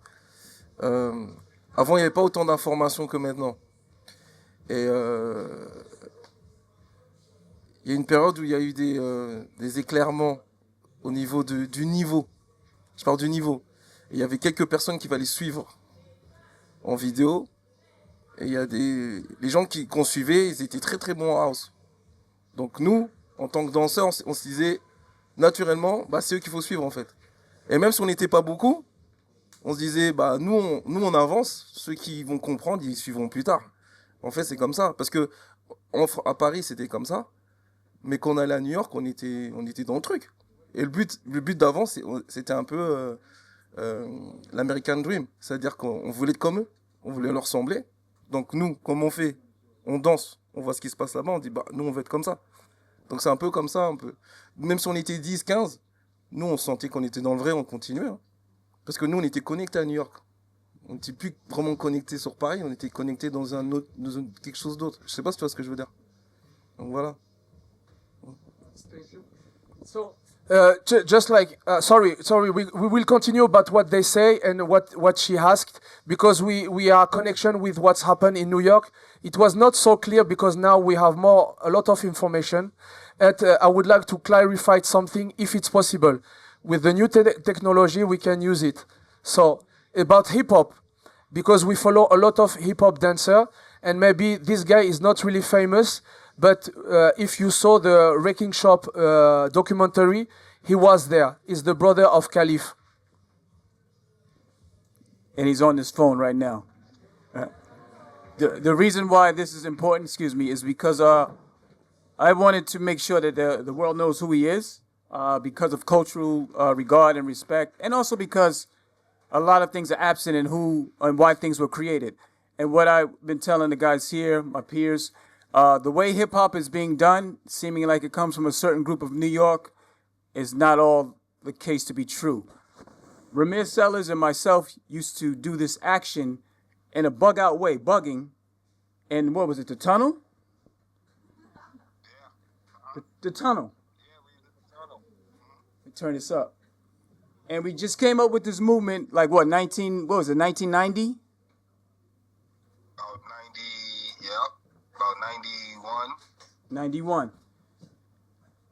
Yeah. Oh. It was about 91. Thank you. And, do I need to talk louder? Yeah, we can hear you, Go ahead, you could expound on it. Okay. Tell them who you... No, it was about 91, but it was more fun. It was made more out of fun. Because if you don't enjoy what you're doing, then you ain't doing nothing. So we was enjoying what we was doing at the time. I ain't getting high, not shy though, but you know, smoking weed, that was the time, you know, and that's what came out of it.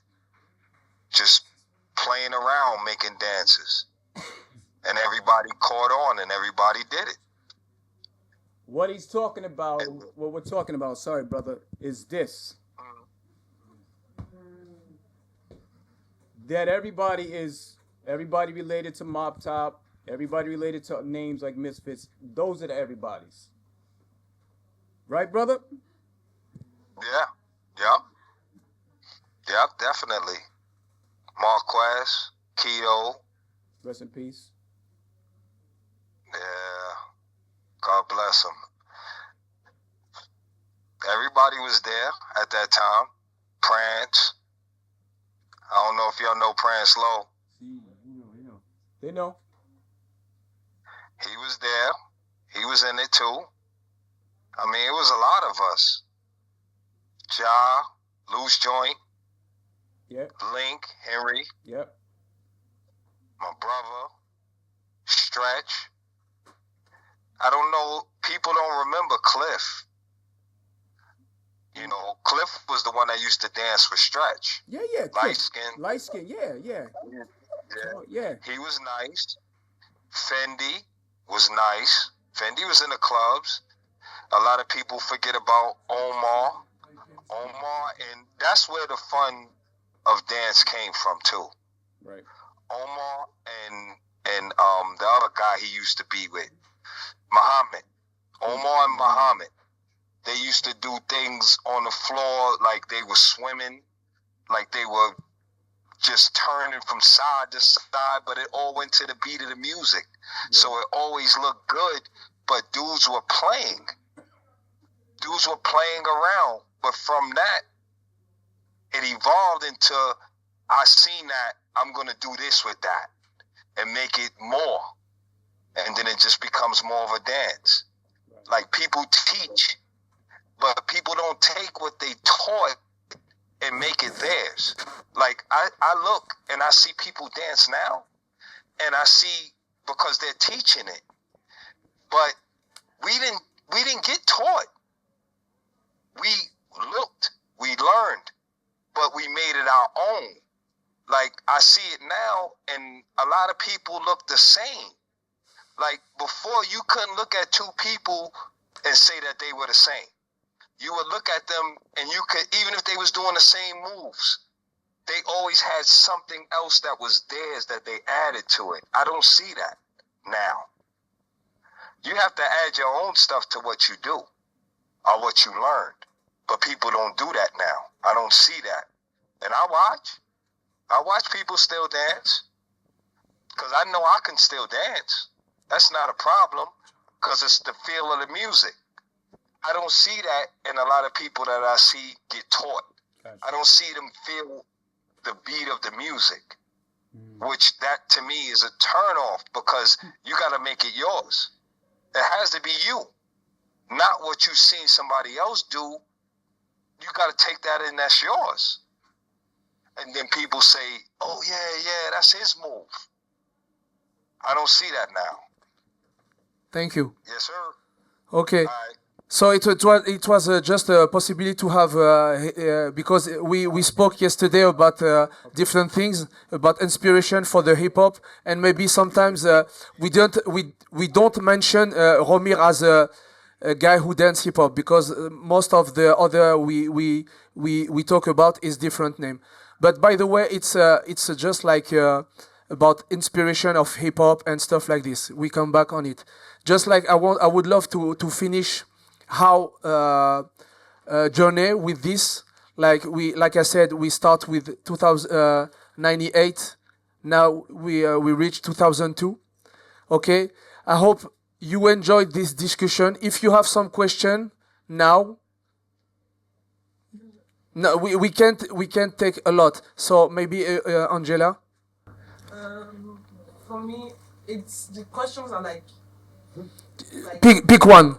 No, it's not plenty, but okay. Just I have to find a link to it. So the thing is, first of all, I wanted to ask, like at first you guys had a goal of spreading house culture in France, yeah? And so far, was it a goal like from the right time, or like you said, you were doing it for fun, yeah? But now recently, it's now your goal to spread the culture because that's why you're having this event and that's why you're teaching us about how you guys traveled, learned the dance, came back here to France, yeah? So my question is, from back then to now, like when you changed to spread this culture, has anything changed or has it been the same? I don't know if you understand. Not clearly, if you understand what she wants to say. Trying to like spreading house culture because now. But like, sorry, Angela, it's like because you talk like and you spoke and you asked this question because you have like this conscience of 2004. But what we talk about, and that's why I prefer to go it slowly in to take experiences by period. So it's hard to say that now we have something that everything was straight because we want that or we decide to do that for that. It was like Didier tell it clearly. It was innocent. It was clearly innocent. We didn't have a goal at that time. Just like we want to exist. Maybe now in different point because we are more older.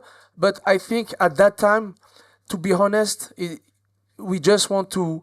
YUGSON told that also.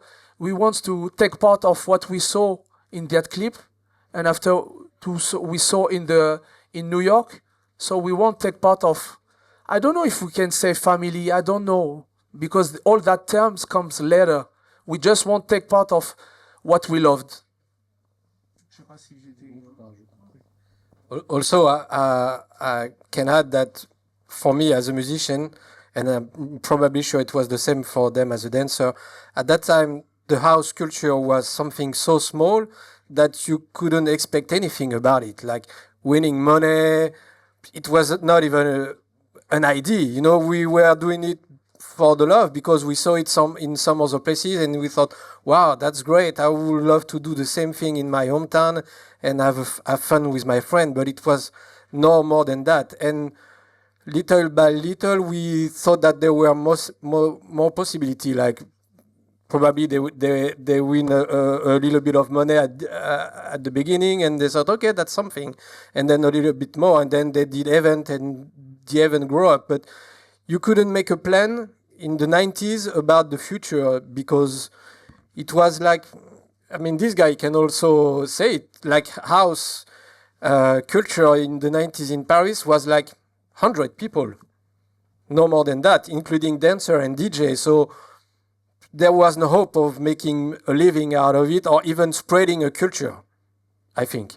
It came later when Juste Debout was a big event and it went a little bit worldwide. We thought, oh, maybe there's something interesting for the world. But before that, it was like more a community thing in Paris, I think, and people passionate about music and dance. Yeah, thank you. Thank you. So, just wait first. Romain? Just a quick question about the Juste Debout back then, when MAMSON say Brian Green changed in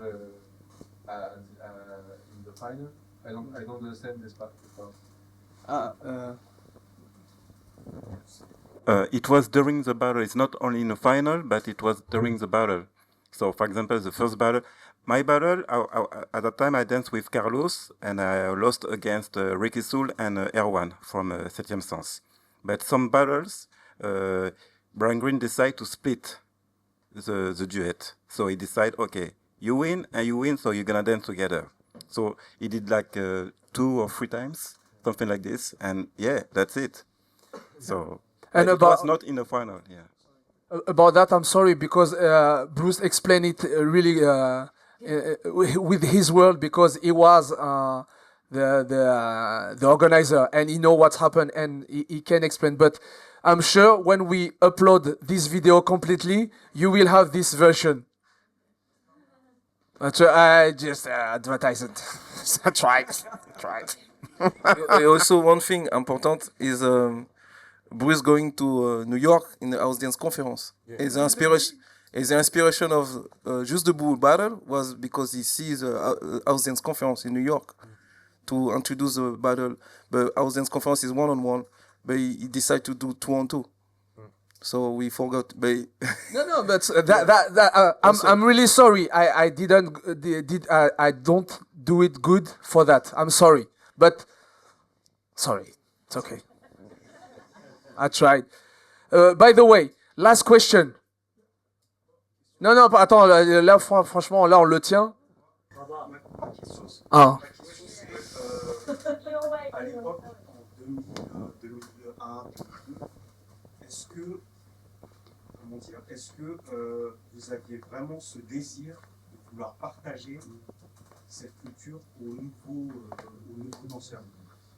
Oh là là, nouveaux danseurs, c'est quoi les nouveaux danseurs? C'est quoi? Les gens qui arrivaient, quoi, je sais pas. Nous des nouveaux, quoi. Est-ce que vous aviez vraiment ce désir-là à l'époque? Non, en fait, non. Voilà, non. Pourquoi? Surtout pas toi. C'est le mec. Arrête. Non, j'arrête. Non, je plaisante. Mais non. Bah, je sais pas de qui. Enfin voilà, tu pointes du doigt qui, mais en tout cas, faut. Non. Dans la majorité, l'état d'esprit qu'on avait, nous, c'était déjà de le vivre et de le partager avec nos familles. Et quand je dis nos familles, quand je parle de nos familles, c'est notre groupe, nos gens à qui on enseignait aussi. Et quand on se retrouvait dans les clubs, c'était automatique. On avait déjà, il faut savoir qu'en fait, so you need to know, we had the club culture before we met house music. So the club culture the background is from hip hop. So you knew that, okay?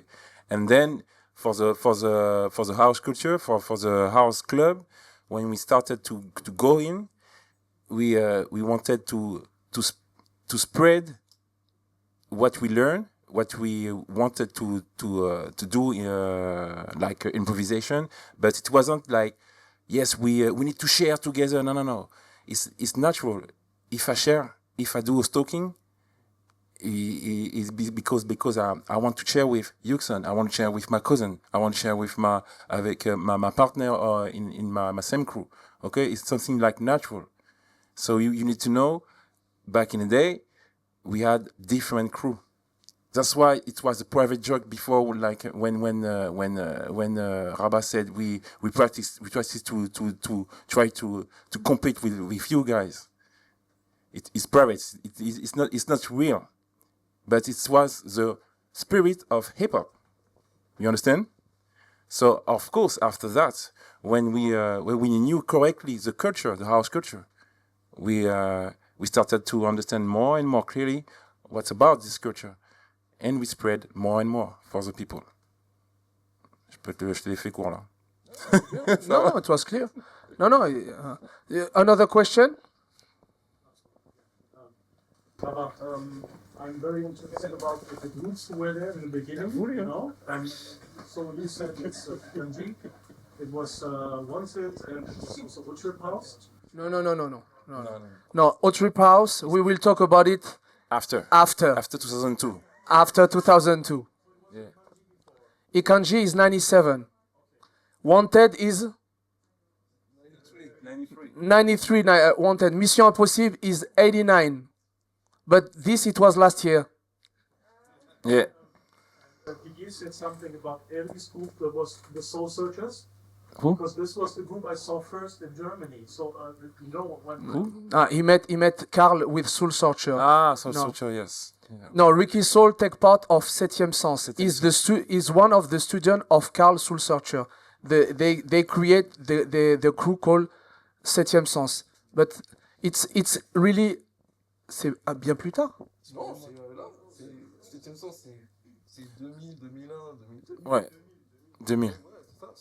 It's 2000. You have Septième Sens because at that time you have to remind also one thing is like we talk about like clubbing.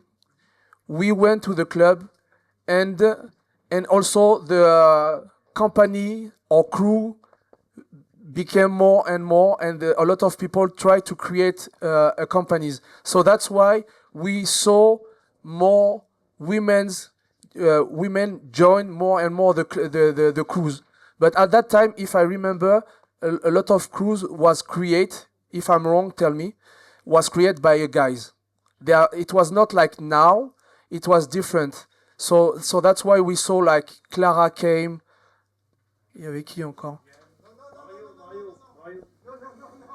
Ah. Bah oui, dis-le. Ah bah il est là, Eric. Jump.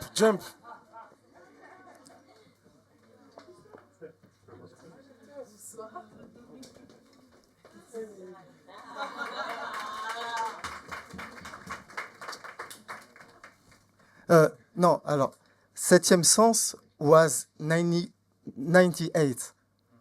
Because what you explained, it's that at that time when you talk about the like I don't know 20 people who are dancing house, it was different crews, maybe 4 crews, 5 crews, I don't know. I don't want to say bullshit, but it was about that. You tell me if I'm wrong, huh, guys. For example, the particularity of Septième Sens is that the strong dancers here was the women. Sandrine Sainte-Croix, Clara Bajado, Marion Motin. So in that crew, there were Erwan, you talk about Erwan, and me, Michael Logan, and also 3 B-boys that you maybe don't see because when we start to go to the club, they did not follow us. Okay? And actually, at that time, in the crew, the 3 women, they were really the good dancer. And me, Erwan, and Michael has a good presence, but we were following, like running to try to be as good as them, especially when we go on stage. They were erasing us most of the time. C'est vrai. Voilà. Okay. And so the cruise was Asphalt, Septième Sens, Queen Step, of course, Mission Impossible was the model, 20 000 volts, 20 000 volts, tell me if if I forget people, but we were not that much, but it was about that. Yeah. Okay. So. Okay, I see you have a lot of questions. That's great for us. It's really important that you have all these questions, but we have to finish now. I'm so sorry. You have to keep this question and maybe to ask us by web, because now we can have this connection. Okay? So remember what we said, like it's take part of this event in 2004 today. So tomorrow it will be the last step of this event. Well, you are invited to join us at Grigny.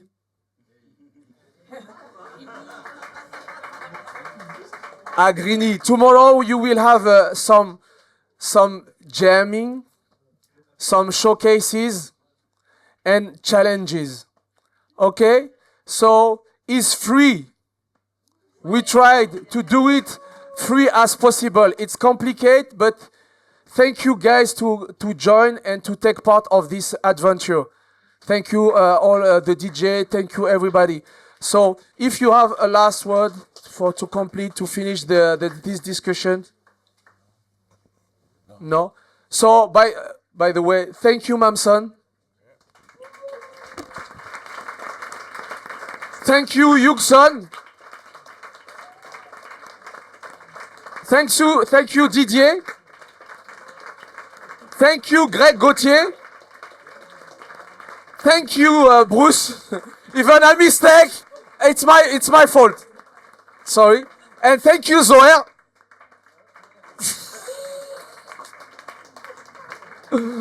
Thank you, Sha.